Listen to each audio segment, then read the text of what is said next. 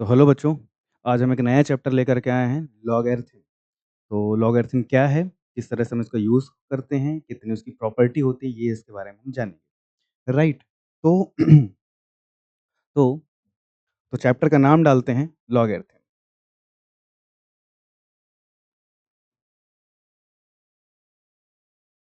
Right? तो logarithm किस तरह से लिखा जाता है, किस तरह से हम इसको एक्सप्रेस करते हैं, ये हम जानेंगे। जैसे log b base two a equal to n, ये वैल्यू ऐसे करके दी है। ये ऐसे करके इसको हम बेस बोलते हैं। ये log base a b equal to n, right? ये हमारा लॉगरिथम फॉर्म होता है, राइट? ये हमारा किसका फॉर्म होता है? लॉगरिथम फॉर्म होता है, राइट? इसको हम एक्सपोनेंशियल फॉर्म में भी लिख सकते हैं।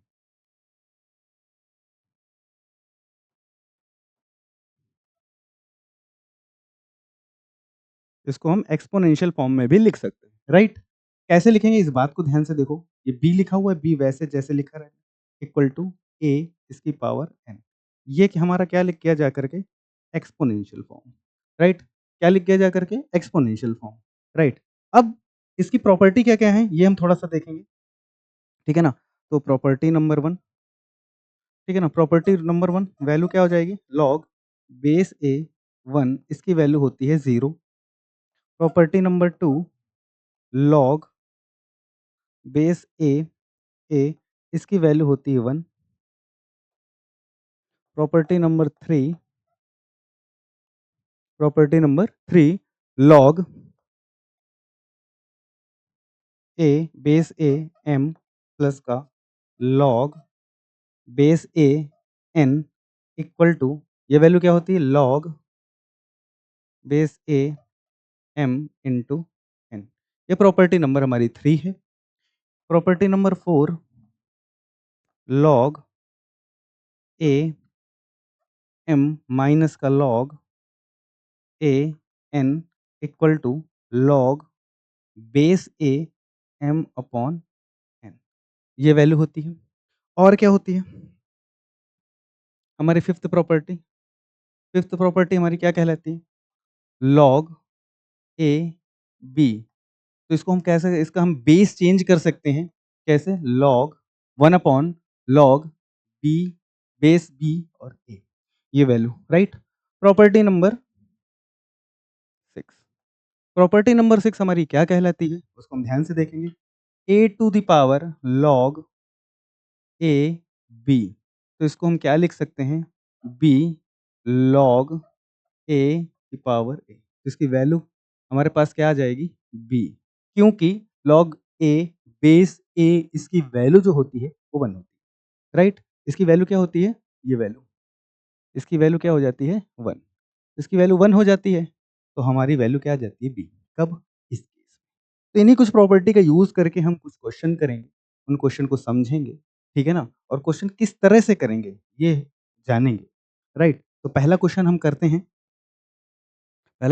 हैं।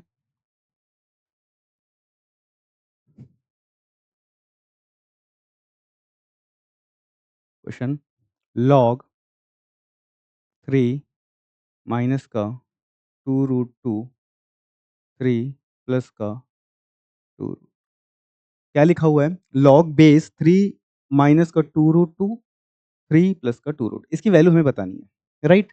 ये वैल्यू अलग है, ये वैल्यू अलग है। वैल्यू सेम होती, वैल्यू 1 लिख देते। क्यों? बेस अगर सेम हो और वैल्यू भी सेम हो तो वैल्यू सेम। अगर हम यहाँ पर ये देखेंगे, यहाँ पर प्लस है, यहाँ पर माइनस, तो इसका हम क्या करते हैं? रैशनलाइज़ करते हैं।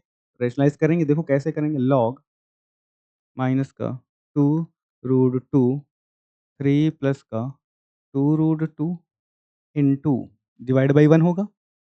3 माइनस का 2 रूट 2 डिवाइड बाई 3 माइनस का 2 रूट 2, राइट? ये हम कर सकते हैं कि नहीं कर सकते? रैशनलाइज़ हम क्लास 8 में पढ़ते थे, जो कि हम जानते हैं, ठीक है ना? तो इसका क्या हो जाएगा? a प्लस का भी, a माइनस का भी, तो 3 का स्क्वायर 9, 2 रूट 2 का स्क्वायर वैल्यू क्या हो जाएगी? 8, तो 9 माइनस का 8 वैल्यू क्या आ जाएगी? 1, राइट? तो लॉग 3 माइनस का 2 रूट 2 डिवाइड, इसकी वैल्यू तो 1 आ गई, डिवाइड बाई क्या बचा? 3 माइनस का 2√2। राइट? बात को समझ पा रहे हो? एक-एक स्टेप को समझेंगे। लॉग 3 माइनस का 2√2, ये वैल्यू बच्चों लिखी क्या है? ये वैल्यू ऐसे लिखी 3 माइनस का 2√2। अगर अगर ये वैल्यू को हम ऊपर लेकर के जाएँगे तो वैल्यू क्या हो जाएगी? लॉग 3 माइनस का 2√2, और ये वैल्यू क्या बन जाएगी? 3 माइनस का 2√2, इसकी पावर क्या बन जाएगी? -1। ये वैल्यू आ रही है, राइट? अब ये वैल्यू कहाँ पर आ जाएगी जा कर के? ये वैल्यू बाहर आ जाएगी, वैल्यू क्या आ जाएगी? -1, तो वैल्यू क्या बचेगी? लॉग 3 माइनस का 2√2, और ये वैल्यू 3 माइनस का 2√2। तो इसकी वैल्यू क्या होती है? बेस अगर सेम होता है तो वैल्यू क्या होती है? 1। इसकी वैल्यू 1 आ गई तो 1 इंटू 1, तो वैल्यू क्या आ जाएगी? यहाँ से माइनस, ये इसका आंसर आ जाएगा, राइट? बात समझ पा रहे हो? सिंपल वे में, आसान है, ठीक है ना? तो यहाँ पर समझेंगे, यहाँ पर दोनों का बेस अलग था, वैल्यू अलग थी, इसकी वैल्यू हमें बतानी थी, हमने रैशनलाइज़ किया, रैशनलाइज़ करने के बाद में वैल्यू को सिम्प्लीफाई किया, सिम्प्लीफाई करने के बाद में ये वैल्यू आ गई।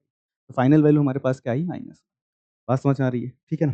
कुछ दूसरा क्वेश्चन लेते हैं, दूसरा क्वेश्चन लेते हैं, जैसे फॉर एग्ज़ाम्पल कुछ दूसरा क्वेश्चन ले लेते हैं। दूसरा क्वेश्चन क्या लेते हैं? Log A B C A plus का log A B C B plus का लॉग ए बी सी और सी, राइट? ये वैल्यू दे रहा है। हमारे पास एक प्रॉपर्टी है, प्रॉपर्टी कौन सी है? प्रॉपर्टी कौन सी है? लॉग ए वैल्यू एम प्लस का लॉग ए वैल्यू एन। तो ये वैल्यू हो क्या जाती है? लॉग ए और एम इंटू एन। तो हम सबसे पहले एक काम करेंगे, इन 2 टर्म्स को लेंगे, इन 2 टर्म्स में ये प्रॉपर्टी लगाएँगे, हमारी प्रॉपर्टी है, जो कि हमने अभी बताई आप लोगों को, राइट? ठीक है ना? तो यहाँ पर हम इन दोनों टर्म्स में ये प्रॉपर्टी लगाएँगे, तो वैल्यू हमारे पास क्या बन जाएगी? लॉग ए, बी, सी और ए इंटू बी, और आगे क्या बच रहा है? लॉग ए, बी, सी और वैल्यू सी, राइट? ये बात, इतनी बात समझ में आ रही? यहाँ पर देखो बेस सेम है या इसका भी बेस सेम, हम ये काम क्यों कर पा रहे हैं? क्योंकि यहाँ पर देखो बेस दोनों का सेम होता है तो हम इन नंबरों का मल्टीप्लिकेशन कर देते हैं। यहाँ पर भी देखो वैल्यू सेम है, ये बेस क्या है? इन दोनों का सेम है, तो हम नंबर का क्या कर रहे हैं? मल्टीप्लिकेशन कर दे रहे हैं। बात समझ में आ रही है? अब ये देखो यहाँ पर भी बेस इन दोनों का सेम है, तो फिर हम प्रॉपर्टी वही यूज़ कर लेंगे। तो वैल्यू क्या आ जाएगी? लॉग ए, बी, सी और ए इंटू बी इंटू सी, राइट? तो वैल्यू हमारे पास क्या आ जाएगी? लॉग ए, बी, सी, और यहाँ पर भी क्या आ जाएगी? ए, बी, सी। अब बेस बराबर होता है तो वैल्यू क्या आ जाती है? 1 आ जाती है। बोलो, बात समझ में आ रही है ना? आसान है? कोई दिक्कत, कोई परेशानी? ठीक है ना? कोई प्रॉब्लम तो नहीं आ रही है ना? ठीक, आगे बढ़ते हैं। और कुछ क्वेश्चन ले लेते हैं, और कोई दूसरा क्वेश्चन लेते हैं, जैसे क्वेश्चन लेते हैं,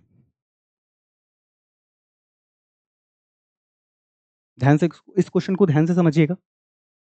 1/1 प्लस लॉग ए, बी प्लस का लॉग ए, सी, इधर आ जाते हैं। 1/1 प्लस का लॉग बी, सी प्लस का लॉग बी, ए प्लस का 1/1 प्लस का लॉग सी, ए प्लस का लॉग सी, बी। ये हमारे पास क्वेश्चन है, इसकी वैल्यू हमें बतानी है, राइट?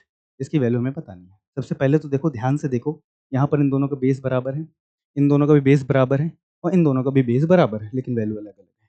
तो सबसे पहले हम इस 1 की जगह हम क्या लिख सकते हैं? देखो यहाँ पर बेस ए है, तो यहाँ पर हम इसको कैसे कन्वर्ट कर सकते हैं? ध्यान से देखो, इसको हम लिख सकते हैं लॉग ए, बेस ए, ए। इसकी वैल्यू क्या होती है? 1 होती है। इस बात को समझ पा रहे हो?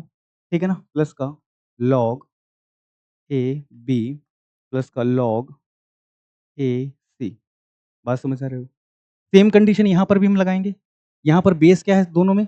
बी है, तो यहाँ पर देखो लॉग बेस बी प्लस का लॉग बेस बी सी प्लस का log base b a, right? आगे बढ़ते हैं, प्लस का 1 अपॉन, यहाँ पर भी वही कंडीशन करेंगे। क्या करें? देखो यहाँ पर सी है, यहाँ पर सी है, तो वैल्यू सी प्लस का लॉग सी, ए प्लस का लॉग सी, राइट?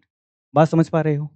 देखो यहाँ पर बेस ए है, बेस ए है, बेस ए है, तो वैल्यू क्या आ जाएगी हमारे पास यहाँ पर log base a, B, c यहाँ पर क्या आ जाएगा 1 upon log base b, value क्या आ जाएगी ए, बी, सी। यहाँ पर भी क्या आ जाएगा 1 अपॉन प्रॉपर्टी हम पता है बेस बराबर होता है, तो नंबर का मल्टीप्लिकेशन हो जाता है, हम प्रॉपर्टी को जान रहे हैं, ठीक है ना? लॉग सी, ए, बी, सी ये वैल्यू आ जाएगी। इतनी बात समझ में आ रही है, राइट? इस ये प्रॉपर्टी कैसे लग रही है, बात समझ में आ रही है ना? ये प्रॉपर्टी कैसे लग रही है, हम इस इधर लिखे दे रहे हैं, लॉग ए एम प्लस का log A N equal to log A M into N. ये हम पहले बता चुके थे, इस वजह से हमने नहीं लिखा था। लेकिन ये आप देख लीजिए कि अगर दोनों का बेस बराबर है, तो यहाँ पर वैल्यू का मल्टीप्लिकेशन हो जाता है, राइट? अब देखो ध्यान से, यहाँ पर बेस ए है, यहाँ पर बेस बी है, यहाँ पर बेस सी है। अब इसके लिए हम प्रॉपर्टी का यूज़ करते हैं, प्रॉपर्टी क्या यूज़ करते हैं? जब भी लॉग ए बी है, तो इसको हम लिख सकते हैं, क्या लिख सकते हैं? Log B divide by log A. इस तरीके से हमारे पास ये प्रॉपर्टी होती है लॉग, ये हम लिख सकते हैं। तो इसमें हो क्या जाएगा 1 upon log A B C और divide by log A plus 1 upon log A B C divide by log B plus का 1 upon log A B C divide by log C, right? इतनी बात समझ में आ रही है? इसके आगे बढ़ते हैं। देखो ये वैल्यू ऊपर चली जाएगी, वैल्यू हमारे पास बचेगी क्या? Log A divide by log A B C plus log ये वैल्यू क्या आ जाएगी B divide by log A B C plus का log C divide by log A B C. देखो सभी के डिनोमिनेटर सेम है, तो वैल्यू क्या आ जाएगी? वैल्यू हमारे पास क्या आ जाएगी? देखिए ध्यान से, सभी के डिनोमिनेटर सेम है, तो वैल्यू क्या आ जाएगी? Log a log B plus का log C divide by log A B c. इतनी बात समझ में आ रही? अब देखो इन सभी के बेस अगर कुछ नहीं होता तो 10 हम मानते हैं, तो वैल्यू क्या आ जाएगी? देखो बेस सभी का सेम है, बेस अगर कुछ नहीं है तो वैल्यू हम 10 मानते हैं, तो बेस सेम है तो इसका मतलब वैल्यू क्या आ जाएगी? लॉग यही यही प्रॉपर्टी फिर से लग जाएगी, राइट? तो वैल्यू हमारे पास आ क्या जाएगी? Log A B C divide by log A B c, तो वैल्यू क्या आ जाएगी हमारे पास? 1। ये फाइनल वैल्यू आ गई हमारे पास। तो वैल्यू को हम समझ पा रहे हैं सही तरीके से, ठीक है ना? हमने क्या देखा 1 अपॉन हमारे पास कुछ एक क्वेश्चन था, क्वेश्चन को हमने 1 को चेंज किया लॉग बेस ए में, यहाँ पर भी लॉग बेस बी में, लॉग सी में, ठीक है बेस इन। तो वैल्यू को हमने क्या किया, दोनों सभी का बेस बराबर था, वैल्यू मल्टीप्लिकेशन कर दिया। यहाँ पर बी बराबर था, वैल्यू मल्टीप्लिकेशन, यहाँ पर बेस सभी का सी था, तो वैल्यू मल्टीप्लिकेशन कर दिया। आसान है, ठीक है ना? कोई दिक्कत, कोई परेशानी? आगे बढ़ते हैं। देखो अब फिर हमने क्या किया, हमने मल्टीप्लिकेशन करके फाइनल ये वैल्यू लेकर के आए। जब ये वैल्यू लेकर के आए तो हमने ये प्रॉपर्टी लगाई। हमारे पास ये प्रॉपर्टी होती है, इस प्रॉपर्टी के द्वारा हमने यूज़ किया इसका। उसके बाद हमने हमारे पास ये स्टेप आ गया, ठीक है ना? फिर हमारे पास एक ये तीसरा, फिर ये स्टेप, हम डिनोमिनेटर की वैल्यू है ऊपर चली जाएगी। तो हम यहाँ पर देख रहे हैं सभी का डिनोमिनेटर क्या है? सेम है। सभी के डिनोमिनेटर अगर सेम है तो न्यूमरेटर की वैल्यू क्या हो जाएगी? ऐड हो जाएगी। ऐड हो जाएगी, देखो इन सभी में अगर कोई बेस नहीं तो वैल्यू 10 मान लेते हैं। तो वैल्यू क्या आ जाएगी? A B C divide by log A base, ठीक है ना? वैल्यू क्या आ गई? 1। कैसी लगी क्लास आप लोगों को? तो ये कुछ क्वेश्चन थे जो कि हमने किए। लॉग हमने बेसिक समझा, उसके कुछ क्वेश्चन किए, ठीक है ना? तो किस तरह से आपकी क्लास लगी बिल्कुल कमेंट करके हमें ज़रूर बताएँ, ठीक है ना? ओके, ठीक है ना? नेक्स्ट क्लास में मिलते हैं। Thank you.